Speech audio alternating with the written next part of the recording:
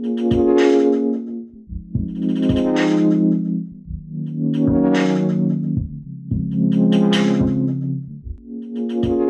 many, the 12.9-inch iPad Pro is just too big. Conversely, the short-lived 9.7-inch model was slightly too small to ever really be useful. With the new 10.5-inch iPad Pro, Apple has made a small change that's resulted in a big difference. So is this the touchscreen multitasking workhorse you've been looking for?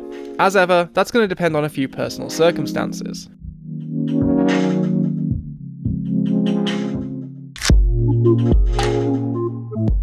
One thing that's clear about the new iPad Pro is that 0.8 inches goes a long way.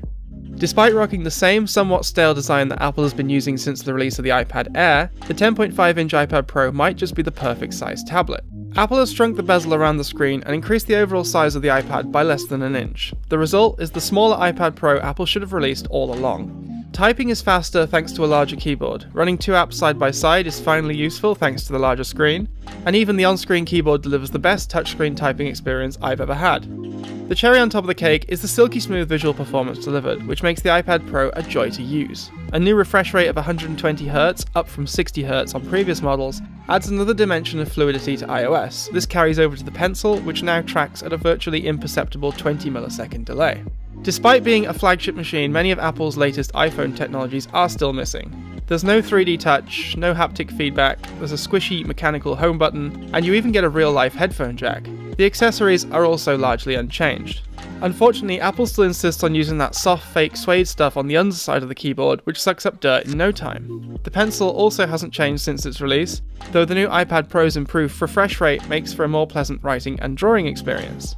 The Pro also feels polished in many other areas. The screen is brighter, with excellent colour rendition, and the whites are balanced based on the ambient room lighting thanks to Apple's True Tone technology. I confess that I can't remember what the last iPad Pro sounded like, but this time round the speakers are just loud enough to fill a room, with a surprisingly good bass response. Come fall 2017, Apple released iOS 11, which is set to transform the way many of us use our iPads. That means if you buy an iPad Pro right now, you'll have to wait a few months to truly realise the potential.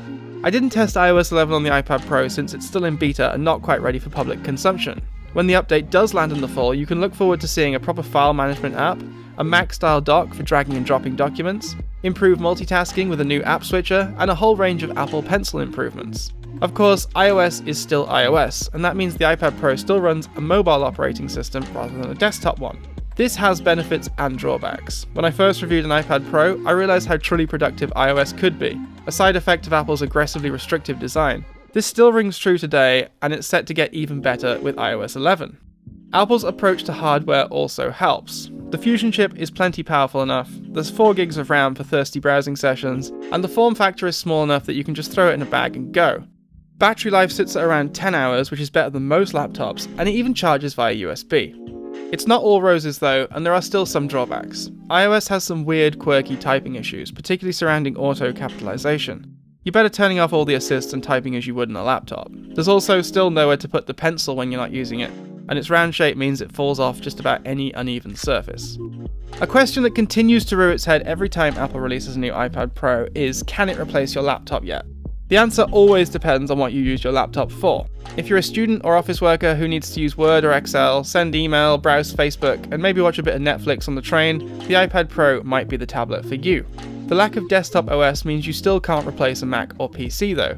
You can't format a USB drive, or batch edit 50 raw photos, or work on your latest project in Xcode. There's no full-fat Adobe Creative Cloud, which means no proper versions of Illustrator, Photoshop, Premiere, and so on. And that's where alarm bells start ringing. The iPad Pro is the best iPad you can buy right now, with the slickest user experience and some excellent first-party accessories. Unfortunately, it lacks professional software. It lets down professionals purely because the likes of Adobe are yet to support Apple's mobile OS. Even Safari encounters some weird bugs that makes using many web apps, especially WordPress, impossible.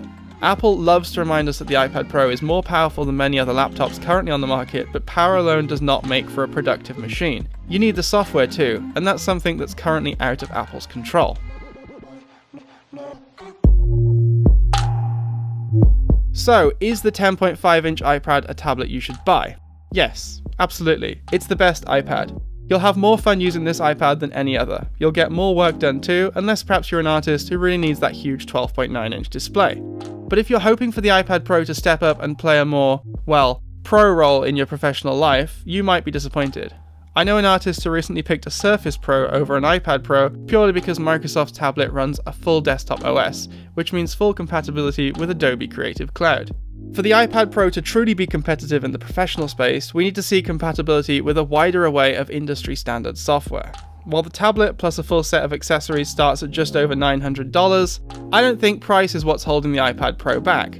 I bet if Apple released a version of Xcode for the iPad Pro, they'd sell like hotcakes.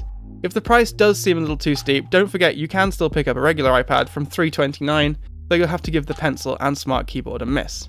To read our full review of the 10.5-inch iPad Pro, head to MakeUseOf.com.